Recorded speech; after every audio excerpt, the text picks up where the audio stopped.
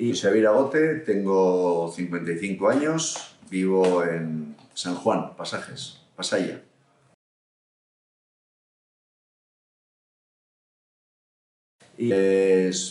Soy carpintero Ribera de formación, me formé en el año 87 en el Museo Marítimo de Maine, en Estados Unidos. Después continué mi formación con la ayuda de un etnógrafo, Jean-Louis Bosch, un etnógrafo que había hecho un estudio muy riguroso sobre las embarcaciones tradicionales del País Vasco. Y seguí mi formación después también de manera autodidacta, excavando barcos de valor etnográfico, de valor patrimonial, que bueno, pues están abandonados, realizando planos, estudiando los barcos y también realizando pues, bastantes encuestas etnográficas a carpinteros de ribera jubilados.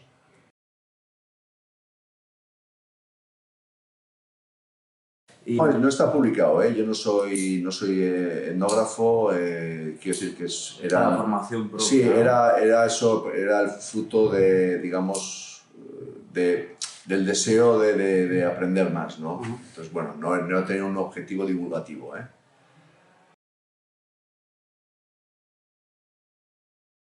Y la cuestión es que Albaola nace en el año 97, es un proyecto que tiene el objetivo de recuperar la carpintería de ribera en el País Vasco, debido a que el oficio había desaparecido por completo.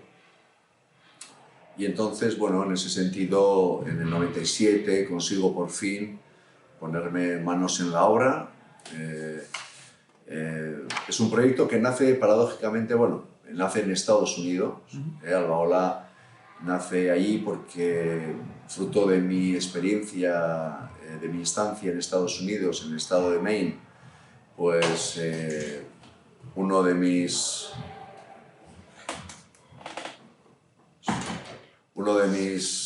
amigos, Lance Lee, que era uno de los fundadores de las escuelas de carpintería de ribera más conocidas de Estados Unidos, él me invitó a construir una embarcación vasca con sus alumnos. Él me contrató como profesor y decidí construir una trainera de pesca del siglo XIX a partir de unos planos de la colección Mutiozábal del astillero de Orio, que utilizamos mucho desde entonces. Hemos construido ya muchas embarcaciones, pero esta primera embarcación que se iba a quedar en Estados Unidos, al inicio de la construcción me entró el deseo de adquirirla, y por ese motivo, pues, y para adquirirla para traer el concepto al País Vasco, es decir, el concepto de la recuperación de embarcaciones de otras épocas, al mismo tiempo que recuperábamos el oficio. En ese sentido, construimos la trainera financiado por la diáspora vasca, es decir, es un proyecto que yo voy a ofrecer a la diáspora de todo el continente americano, donde hay presencia de casas vascas, de centros culturales vascos. Y bueno, la verdad es que la propuesta se acoge muy bien y es rápidamente financiada la trainera, ¿no? Con lo cual decidimos que esta trainera construida allí, en vez de quedarse en Maine, al ser adquirida por la diáspora, vamos a crear Albaola para gestionar el proyecto y para regalársela al País Vasco.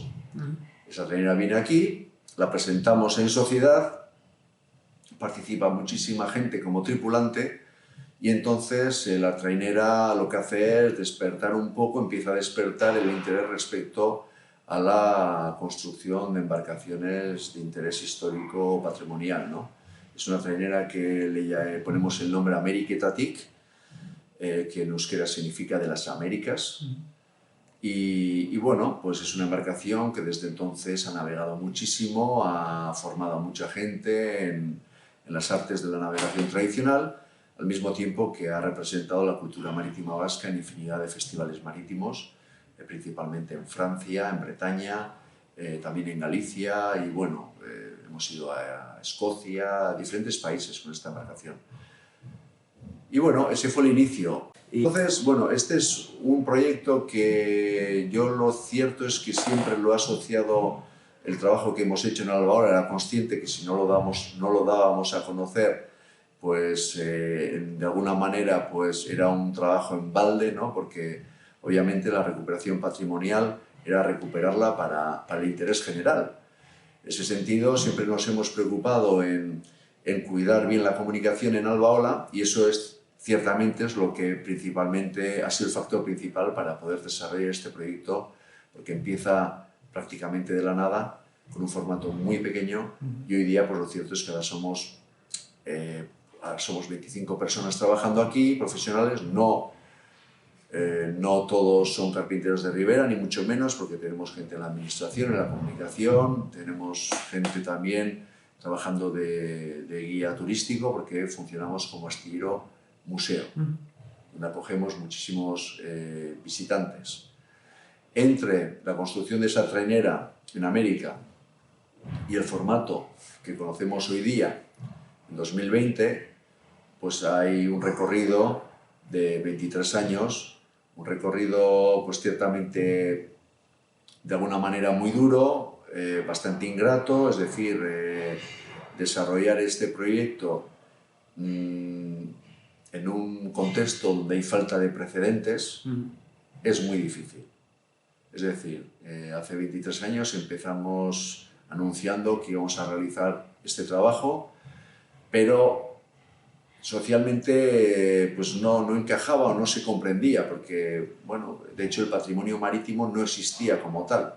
El patrimonio era el de secano, era el patrimonio generalmente material, sí. Edificaciones pues interesantes, véase... Historia, por ni siquiera sí, eso es, véase iglesias, sí. Catedrales, casas nobles, algunos caseríos, pero el mar ciertamente pues no era patrimonio, no era conocido, y eso es debido también al hecho de que, si bien el patrimonio marítimo es algo que concierne, en el caso del País Vasco, al conjunto del territorio, porque los barcos provienen de los bosques, de las minas, de las ferrerías, los barcos, que es lo que nos interesa principalmente en Albaola, bueno, son de madera, en un medio acuático agresivo, y entonces esas construcciones sean construcciones muy efímeras, ¿no?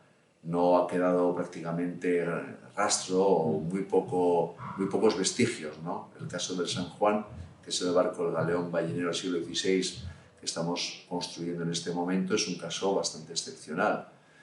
Entonces, en ese sentido, arrancamos con un formato muy pequeño, gracias a la ayuda y a la confianza de la Agencia de Desarrollo Comarcal Oarsoaldea, que es la agencia de desarrollo que aglutina 4 municipios: Pasaia, Lezo, Rentería y Oyarzun, que es un valle que tenemos aquí. Y ellos apostaron por el proyecto incipiente que teníamos aquel día, que era la puesta en valor de la historia marítima por medio de la recuperación de la carpintería de Ribera. Me ayudaron en aquel entonces, una época en la que estaba todavía solo, no había nadie más. Soy el fundador de Albaola, y lo cierto es que llego de América, y bueno, me ayudan a crear un pequeño astillero en la otra orilla de Pasaia. Aquí estamos en San Pedro y estoy hablando de San Juan, un pequeño taller muy bonito, pero nada práctico, con muchos problemas de accesibilidad, tanto del público como también de los materiales. Bueno, conseguimos a duras penas desarrollar el proyecto, pero con bastante éxito desde el punto de vista del interés social que empieza a despertar, construyendo barcos de escaso tamaño. Estamos hablando de chalupas del orden de 7, 10 metros, no entraban mayores en ese espacio. Sin embargo, trabajamos puertas abiertas. Obviamente el objetivo no era una producción de embarcaciones, porque son embarcaciones que no son comerciales en aquella época.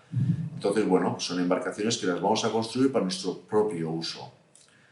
Vamos a construirlas, vamos a explicar el proceso de construcción y la historia que está asociada a ese barco en concreto, Por ejemplo, destacaré de entre las varias embarcaciones que construíamos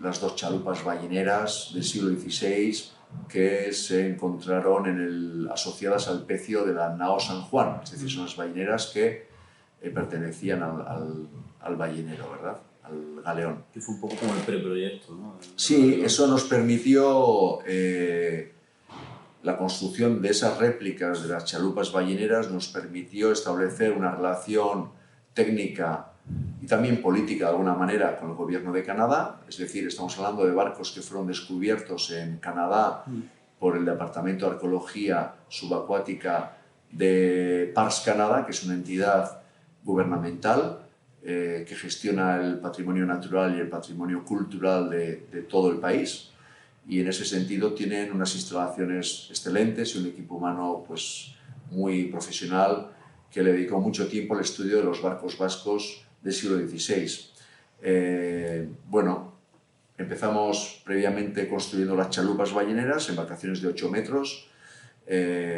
Destacaré también que una de ellas, la primera, la transportamos en un contenedor hasta Canadá y realizamos una navegación de unos 2000 kilómetros a vela y remo, recorriendo una geografía de la costa atlántica canadiense muy importante, visitando antiguos asentamientos balleneros y bacaladeros vascos del siglo XVI principalmente, que nos iban siendo interpretados por especialistas del gobierno de Canadá, y bueno, lo cierto es que ahí se creó pues, una relación muy interesante que es la que nos ha permitido a día de hoy estar construyendo la nao San Juan, porque en realidad lo que estamos haciendo es aplicar esos conceptos de autenticidad que aprendimos, que interiorizamos y desarrollamos construyendo esas chalupas, y a día de hoy pues eso nos permite trabajar siendo fieles al objeto de aquella época, es decir, al barco extraído del fondo del mar.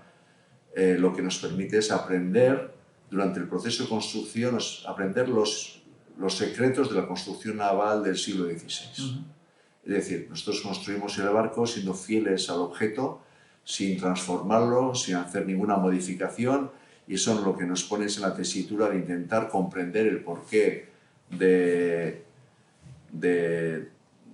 este caso, del barco en cuestión, ¿no?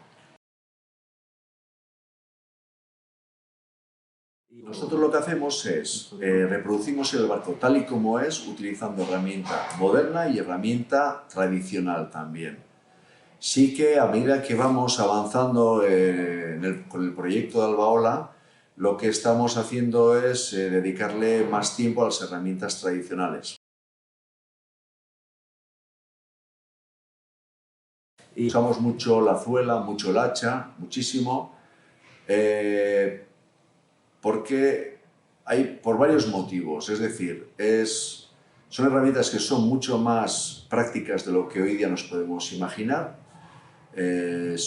Sacamos el trabajo adelante muy bien con estas herramientas, que previamente hay que aprender a manejarlas debidamente. Hoy día ya están prácticamente en desuso, sobre todo la zuela. Pero también tenemos que utilizar herramientas modernas, porque no somos un equipo de cientos de carpinteros de ribera, como era el caso en aquella época, ¿no? Sin embargo, sí que estamos incrementando el uso de las herramientas tradicionales por la belleza del gesto, y porque también somos un museo astillero donde el público disfruta especialmente viéndonos utilizar estas herramientas, que son relativamente silenciosas, que son muy armónicas o armoniosas.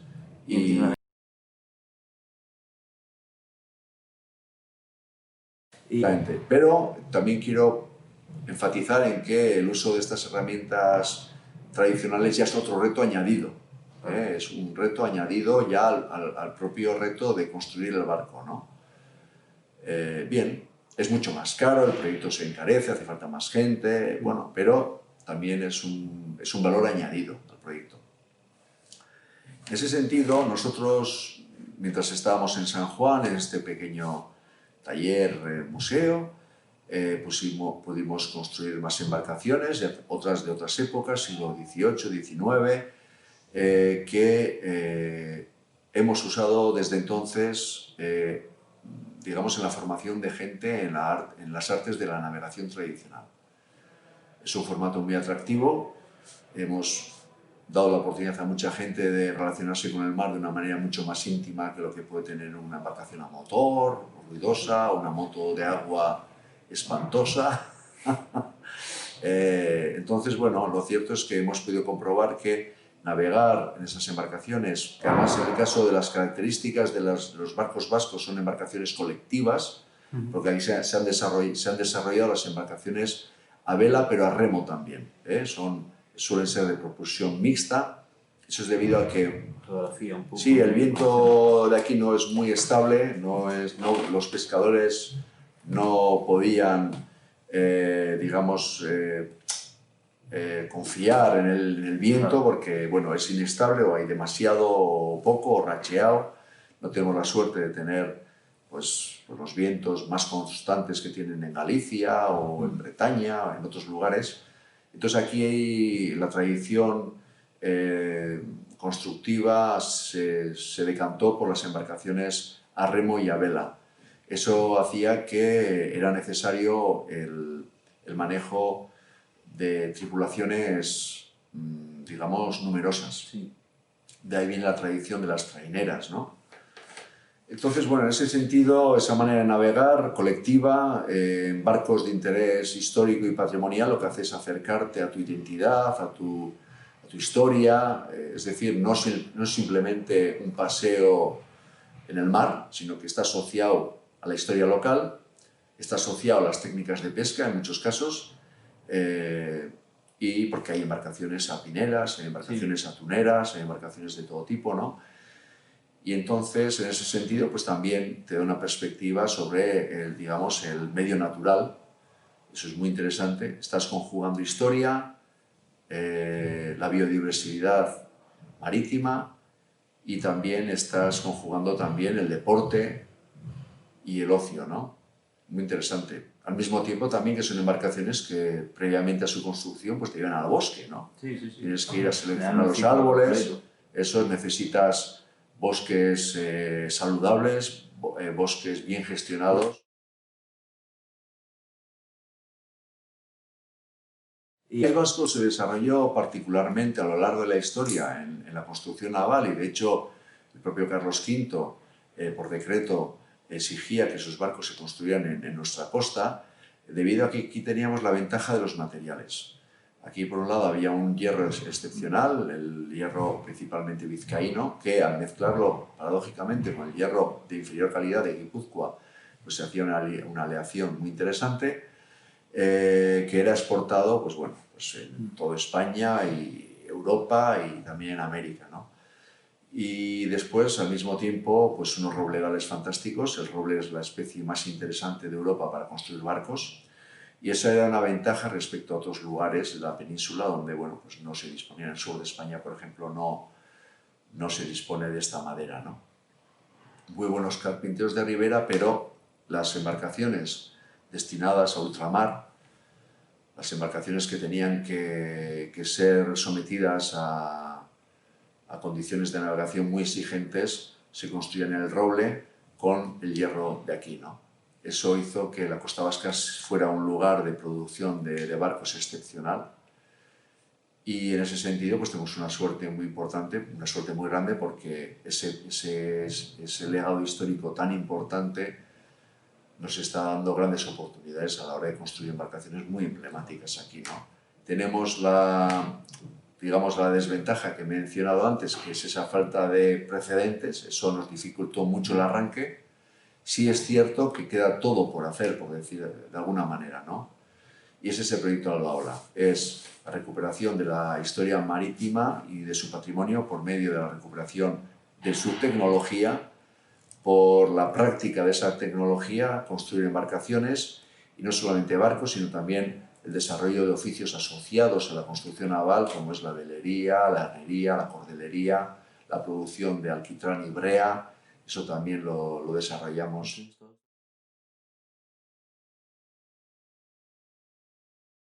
Y nosotros durante varios años hemos estado produciendo pez en hornos tradicionales en una localidad de la Sierra de Burgos, que es Quintanar de la Sierra. Está la Asociación de Real Cabaña de Carreteros de Quintanar de la Sierra. Hemos producido muchas hornadas. No es una necesidad, porque son productos que industrialmente se producen. Sí. Sin embargo, el hecho de producirlos manualmente, artesanalmente, con gente también sensibilizada en el patrimonio, pues nos ha permitido crear relaciones humanas muy interesantes, ¿no? Eso es un aspecto también de Albaola que sí hay que destacar, porque no solamente presentamos el patrimonio en nuestra instalación aquí, sino que también lo que hacemos es buscar el patrimonio allí donde está. Claro. Y eso es también una faceta muy enriquecedora. Bueno, Lo mismo, un poco, ¿no? A generar un tejido económico. Efectivamente, también. sí. Esas antiguas relaciones también son muy insólitas, ¿no? ¿Qué relación tiene pues, la Sierra de Burgos con los astilleros? Pues muchísima, ¿no? Porque de hecho en Quintana de la Sierra, en el siglo XVIII, se va a crear la Real Fábrica de Betunes Navales, es decir, las breas, las alquitranes, la pez, tan necesaria para los barcos, se producía, en este caso, de Quintanar allí, ¿no? Y en otros lugares también. Después también, debido a que nuestro oficio, el construir barcos de madera, requiere de árboles singulares, es decir, me refiero a que necesitan características bien precisas, pues bueno, hoy día, desafortunadamente, al haber desaparecido el oficio de carpintero de ribera, también ha desaparecido el oficio de bosquero. Y entonces eso nos ha obligado, aunque de una manera también, desde nuestro punto de vista placentera, tener que relacionarnos con el bosque. Tenemos que seleccionar nosotros mismos los robles, o los abetos, o las hayas, pero principalmente robles. En este caso, nosotros destacamos siempre la colaboración del Valle de Sacana, en Navarra, donde nos proporcionaron unos 300 robles la construcción de Nao San Juan, ¿no? Es una colaboración que surgió donde, bueno, pues ellos tienen unos bosques fantásticos, unos robledales que lo cierto es que este proyecto pues, ha permitido poner luz sobre esos robledales, darlos a conocer. Y bueno, hace falta dos tipos de madera al construir barcos: la madera recta para la tablazón, la mayoría de las piezas longitudinales, es decir, que van de popa a proa, pues bueno, son más o menos rectas. Sin embargo, todas las piezas estructurales, las costillas, cuadernas, curbatones, codastes, rodas, suelen requerir formas muy curvas y además de unas formas bien precisas, ¿no? Que son muy complicadas de obtener. En el pasado sabemos que en la costa vasca se guiaban esos robles. Todavía queda algún vestigio, pero lo cierto es que hoy día, como en todos los lugares, tenemos que seleccionar la madera que nos ofrece la naturaleza de una manera improvisada, ¿no? Bueno, ese es un aspecto también interesante, ¿no?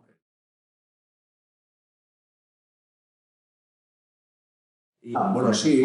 Es decir, nosotros sí que tenemos el deseo en un futuro, esperamos, no muy lejano, queremos reproducir esos robles, guiarlos, porque conocemos la técnica, la hemos estudiado. Los primeros en ser conscientes de asistencia a esas técnicas fueron los arqueólogos del gobierno de Canadá, que al desmantelar el pecio del San Juan bajo el agua, eso fue un hito en el mundo de la arqueología subacuática, permitió conocer con detalle cada una de las piezas y se dieron cuenta que esas piezas, que habían sido todas podadas, correspondían a ramas que habían sido por necesidad guiadas. Eso era la hipótesis que ellos presentaron y que después fue confirmada por un historiador local, Álvaro Aragón, que es un especialista en historia forestal, que él encontró documentación donde se describe esa técnica, ¿no? Entonces, bueno, eso es un mundo, el de Albaola, que lo que hace es conjugar el bosque, los materiales, el hierro, también con el astillero y después con la navegación, el mar. Entonces es un proyecto que lo que aspira es a ser un proyecto que englobe muy bien diferentes aspectos de la historia marítima, ¿no? Y Albaola somos una asociación cultural sin ánimo de lucro que fue declarada hace año y medio de interés social por el gobierno vasco, interés general, y que estamos ahora en proceso de constituirnos como fundación.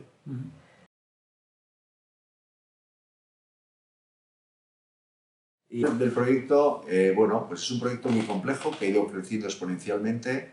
Es decir, antes he comentado, yo estaba solo hace 23 años, hoy día somos un equipo de 25 personas profesionales, junto con una red de voluntariado muy importante que ronda las 500 personas.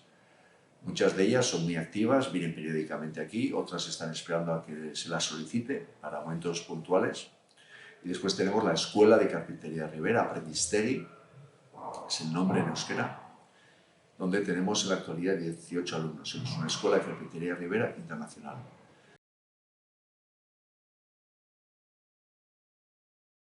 Y, vale, los contenidos de la escuela es un formato que está, es decir, no hay teoría, todo es práctica. Desde el primer momento ponemos a los alumnos, bueno, los enfrentamos al reto de la construcción de una embarcación. Obviamente las primeras embarcaciones son relativamente sencillas y a medida que van avanzando en el proceso, que es un proceso de 3 años, pues bueno, va adquiriendo complejidad y ya pues acaban participando en la construcción, en este caso de la nao San Juan, ¿no? Entonces, bueno, todo es práctica, aprender de los errores es también muy enriquecedor, muy importante, aunque siempre están acompañados por los instructores que tenemos aquí.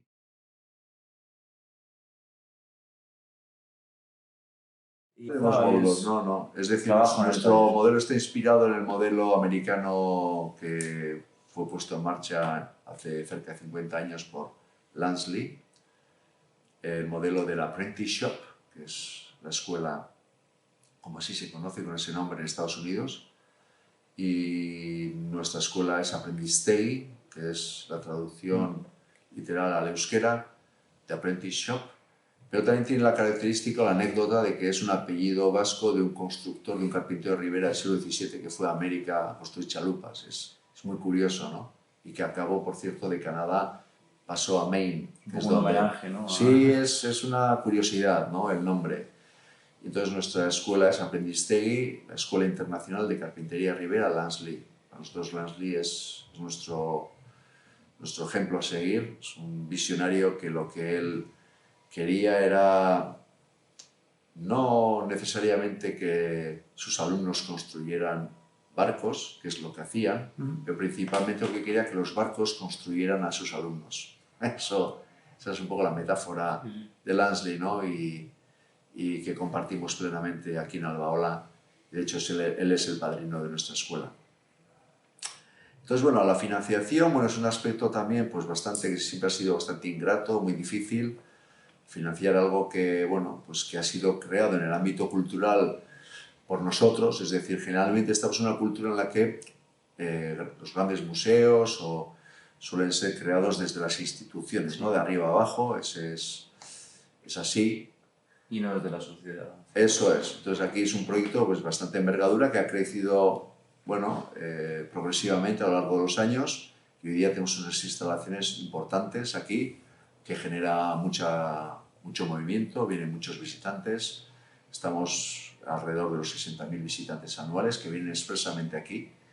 Entonces nuestro modelo económico es, tenemos un presupuesto de unos 900.000 euros anuales, aspiramos a más, lo cierto es que aspiramos a mucho más. Lo cierto es que este proceso de crecimiento, ¿no? Todo lo invertimos todos los años para que el proyecto se vaya desarrollando. Hay que entender que empezamos muy pequeños. Y eso ha sido a que, bueno, pues todos los recursos los hemos invertido en este proyecto, todo nuestro tiempo, toda nuestra ilusión.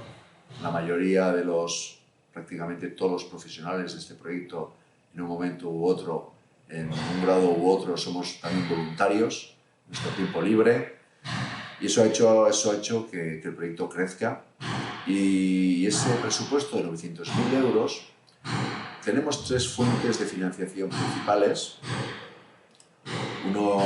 y además en 3/3 equitativos, es la casualidad, pero 1/3 aproximadamente proviene de la Administración, Diputación de Guipúzcoa y Gobierno Vasco. El otro tercio proviene de nuestros recursos propios, es decir, las visitas, Sí. las entradas que paga el visitante. Y tenemos algunos barcos, es algo que vamos a ir desarrollando próximamente, pero alguno ya hemos vendido, son recursos propios, también una tienda, etc. Alquilamos algunos espacios de vez en cuando, organizamos eventos, damos algunas conferencias, exposiciones, etc. Pues bueno, eso corresponde también a unos 300.000 euros anuales. Y después el resto es una red de empresas, bueno, del entorno principalmente, que bueno, están entendiendo que el proyecto Albaola está contribuyendo mucho a dar una perspectiva histórica a la actividad que ellos hacen. Aquí tenemos una red industrial y empresarial muy dinámica en el País Vasco, que bueno, este proyecto lo que hace es dar a entender a la sociedad y al mundo que lo que aquí se hace también, es decir, aquí se hace trabajo de calidad, pues se hace bien porque ya lo hacían hace siglos, ¿no? Sí, es un valor agregado, ¿no? Efectivamente, es la historia, tú que eres historiador, la historia tiene que tener un sentido práctico también, ¿no? Que se le da en algunos países, es decir, los productos escandinavos, casi todos o muchísimos, están asociados a la imagen del drácar, del vikingo, ¿no? Esos barcos tan fantásticos, bueno, pues esa imagen tan náutica, marítima de los vikingos se aplica en el marketing de esos países. Pero la historia es un elemento muy valioso y así lo de entendemos. calidad, digamos. Claro, nosotros entendemos en Albaola que la historia lo que sirve, entre otras cosas, es a contribuir en la diplomacia cultural de un país, ¿no? Es decir, cuando vamos a ir a vender un producto a Estados Unidos o a Canadá, pues podemos decir, mira, somos los que ya estábamos hace 500 años aquí desarrollando una industria ballenera, bacaladera fantástica, ¿no?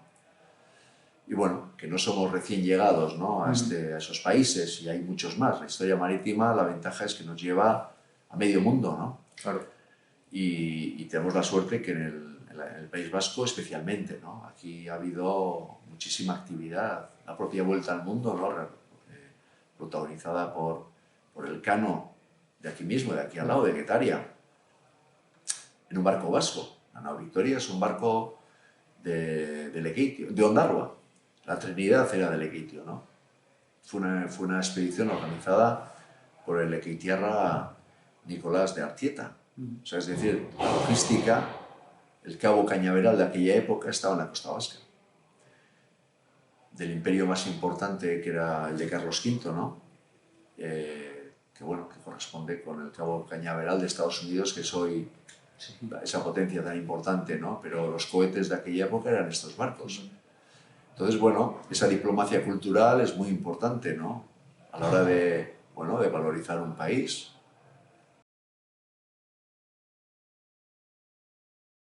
Y bueno, los métodos constructivos aquí, hablando desde el punto de vista cronológico de la historia, sabemos que hasta finales del siglo XV aquí se construían los barcos a tingladillo. Y bueno, se dice sí, porque es la influencia vikinga y tal. Bueno, yo no estoy de acuerdo en ello. Lo cierto es que los vikingos, los escandinavos, son los referentes de ese modo constructivo, porque son los únicos que la han investigado, que la han puesto en valor. Obviamente ellos usaban esa técnica, pero ¿qué pasa con los de las demás regiones del espacio atlántico europeo, donde no se ha investigado, donde no nos hemos preocupado por conocer esa historia marítima y esa tecnología? Es un elemento común, ¿no? Claro, nosotros sabemos, por datos relativamente recientes, que aquí los barcos se construían así. Y también a tope, ¿no? A tope se ha construido ya con el Renacimiento. Nosotros sabemos que, por ejemplo, hay un galeón fantástico que tenemos previsto construir aquí, más grande que el San Juan, que es 100 años anterior. Sabemos que el origen es de aquí, no solamente por sus características constructivas, sino porque también se ha podido datar y localizar la madera original de los bosques de aquí. Y estoy hablando del Pecio de Newport, en Gales. Es un barco fantástico, un galeón enteramente construido aquí en Gladilla. Y no es el único, pero bueno, esa es la cuestión. No, yo lo que reivindico es que aquí había un mar también, no solamente es el Mediterráneo en la antigüedad. Obviamente había unas culturas muy desarrolladas en el Mediterráneo. Aquí éramos probablemente más salvajes. Bueno, eso depende del punto de vista. Sí, pero sí, la civilización tal y como la entendemos hoy día es mediterránea, ¿no? Los griegos, los romanos, etcétera, ¿no? Bueno, aquí es el mundo de los druidas, ¿no? Por decirlo de otra manera, ¿no? Un mundo más de fantasía o más conectado con la naturaleza, ¿no? Menos urbano. Sí, entonces, bueno, la cuestión es que, sin embargo, hay que tener muy en cuenta a la hora de atribuir las características de los barcos vascos a los vikingos, ¿no? Que tampoco vinieron tanto por aquí, Sí hubo alguna incursión, pero sí, muy poco, mucho menos de lo que mucha gente desearía por esta fascinación que despiertan los vikingos a mucha gente. Sí, el romanticismo, es cierto que los moros estuvieron mucho más presentes en la costa vasca y nadie les hace ni caso, y eso me parece a mí un error fundamental. Estás tocando la fibra del vacío historiográfico marítimo alto medieval. No, sin duda alguna. Nosotros los cronistas, hay muchos más datos de incursiones árabes aquí que vikingas. No lo sé, pero yo creo que si ha habido alguna influencia vikinga, también ha debido haber alguna influencia árabe aquí, sin duda alguna. Yo creo que sí. Ahora, no quiero pronunciarme porque no soy un especialista, pero bueno, sí citaré un ejemplo. A los venecianos reciben con admiración un barco vasco a principios del siglo XIII, un cronista italiano que describe cómo llega un barco vasco con un timón de codaste. ¡Wow! Es como una innovación fantástica. Bueno, eso el timón de codaste es una necesidad ya cuando el barco ya es muy grande, ¿no? Sí. Y los barcos van creciendo progresivamente. Sí, ese timón lateral, pues, que está en todo el espacio europeo, sí, pues es muy pequeño, no es práctico. Mucho más práctico es el timón. De hecho, es un timón que se ha mantenido desde entonces hasta hoy día, ¿no? Sin alterar sus características prácticamente. Sin embargo, sabemos que los árabes ya utilizaban el timón de codaste desde hacía siglos atrás, y los chinos también. Entonces, bueno, surgió ese timón de codaste aquí de manera un poco espontánea e aislada debido a la necesidad, o también fue fruto de un intercambio tecnológico, porque bueno, los barcos de aquí iban allí, iban a África, los africanos venían aquí, lo sabemos, quién sabe. Pero bueno, ese es el lado también fascinante de la historia marítima, ¿no? Es buscar esas conexiones interculturales. Pero después también, y para acabar con lo que había empezado, no tenemos que olvidar que aquí tuvimos una presencia romana muy importante. Y los historiadores que hacen referencia, digamos, a los orígenes de la construcción naval vasca suelen obviar ese dato tan importante, porque ha habido puertos romanos. Entonces, bueno, yo creo que aquí ya se construían barcos mucho antes de la llegada de los escandinavos. Y yo creo que y sí sabemos que previamente a la llegada de los romanos aquí se hacían barcos, porque los describieron, eran canoas monóxilas y también barcos de piel. Barcos de piel que nosotros sospechamos que ya vienen del contexto ártico, de la glaciación de hace 12.000 Son años. barcos transportables, ¿no? Un poco en consonancia con la geografía. Sí, también es el contexto de la glaciación, ¿no? Donde no había materiales, no había mucha madera. Y bueno, son barcos que se desarrollaron y que funcionaron muy bien y que, bueno, pues que pervivieron hasta la época romana. Ya hemos reconstruido 2 barcos de piel y hemos navegado con uno, fuimos hasta Vigo con uno y sí, sí. ¿Y la estructura en madera o Sí, en con ramas, sí, sí. Es decir, la tecnología de piel es muy buena. El cuero funciona muy bien en el mar. Hacemos experimentación, hacemos guiños a la historia. Si vemos en un documento que los romanos nos describen a los barcos de aquí, dicen que eran barcos de piel, pues hemos construido ya.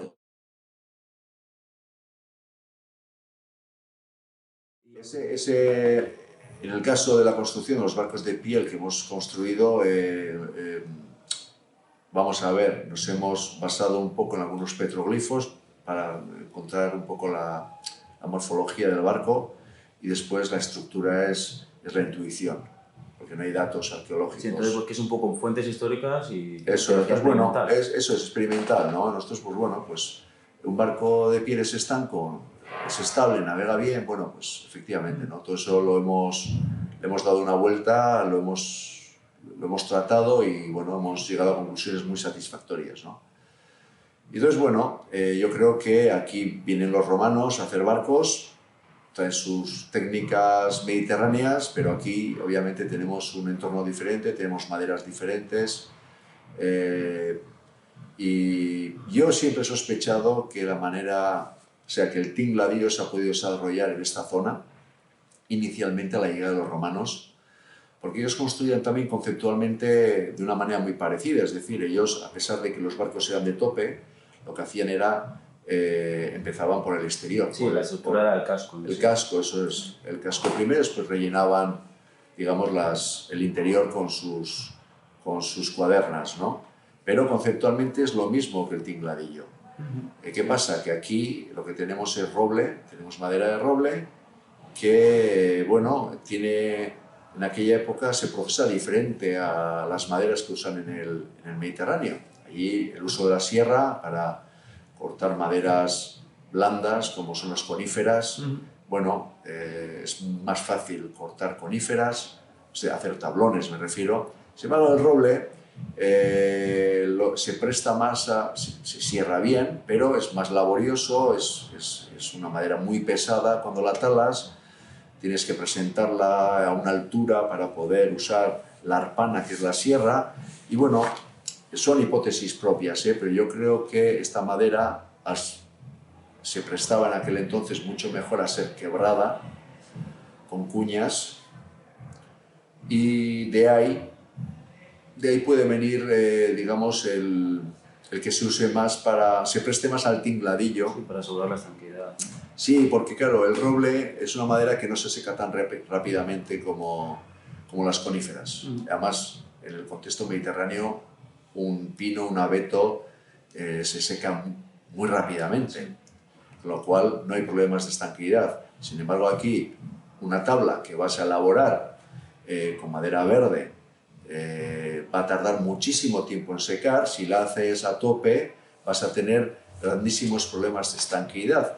Yo sospecho que aquí se desarrolló la técnica del tingladillo en el contexto de la influencia romana, pero como aportación local. Es una hipótesis. Muy interesante, sí. Sí, es una hipótesis, y estoy convencido que con la romanización probablemente se extendió por toda Europa esa manera de construir. Por eso yo creo que el tingladillo nace en esta geografía dentro del contexto romano. Pero no es una afirmación, no, en absoluto. Eso tal vez la arqueología nos revele algún dato, o tal vez algún dato histórico, algún documento pueda haber, pero bueno, es difícil porque generalmente los detalles tecnológicos pues no se solían documentar. El mundo marítimo siempre es eso.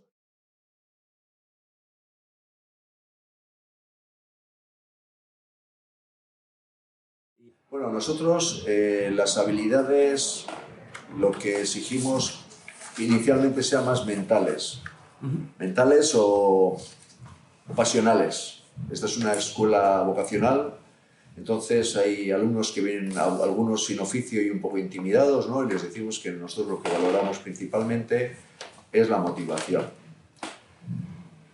Si vienen ya con conocimiento del empleo de las herramientas, pues mejor, ¿no? Hay algunos que han pasado por alguna escuela de ebanistería, pues es mejor todavía para el alumno, ¿no? Sin embargo, la motivación es lo principal y entonces, bueno, lo que hacen es ir adquiriendo el conocimiento técnico pues a medida que van desarrollando el curso, ¿no? Y después lo que entendemos es que este oficio es muy importante porque es un legado histórico que se ha ido desarrollando muy despacio a lo largo de los siglos, es una evolución muy lenta. Nosotros somos la última generación que hemos conocido los barcos de madera. Todavía hay carpinteros de ribera que han adquirido el conocimiento de manera por transmisión generacional. Entonces tenemos una responsabilidad como sociedad de mantener el conocimiento. Estamos yendo hacia tecnologías muy digitales, que son muy importantes y muy beneficiosas. Que se pueden integrar, ¿no? Efectivamente también se pueden integrar, pero muchas veces constato que la sociedad, cuando adquiere nuevas tecnologías, tiene una tendencia, un reflejo a abandonar las anteriores. Eso es un error muy grande. Cualquier día puede llegar un apagón. Total. Un apagón total. Entonces ya nos convertiremos en unos inútiles totales si no hemos sabido conservar y comprender la tecnología, esa tecnología que tanto nos ha costado desarrollar. ¿Cuántos siglos? Tantos siglos y siglos, milenios. Con lo cual, por responsabilidad tenemos que conservar el oficio. Y después tiene también numerosos aspectos prácticos. Obviamente te sirve para construir barcos, pero no hay que olvidar que el carpintero ribera es el carpintero que más destreza adquiere. Construir un barco es el objeto más complejo que hay en madera. De hecho, históricamente los carpinteros de ribera eran los encomendados a construir todo tipo de construcciones singulares ajenas a la construcción naval. Las cúpulas, las catedrales, iglesias, muchas veces. Es decir, es una profesión que tiene proyección más allá del... Sí, yo he conocido, por ejemplo, un artista, un escultor, que para hacer sus esculturas como él quería tenía que aprender carpintería ribera. Es un ejemplo, ¿no? Después también es una aplicación, la de la carpintería ribera, que no tiene límites en el ámbito de la carpintería. Es decir, un carpintero ribera es el carpintero más cualificado que existe. Con lo cual, bueno, eso es muy interesante, ¿no? Y yo estoy convencido que vamos a volver a la carpintería ribera con adaptaciones modernas, sin duda, ¿por qué no? Pero es muy interesante porque es el mejor material desde el punto de vista medioambiental.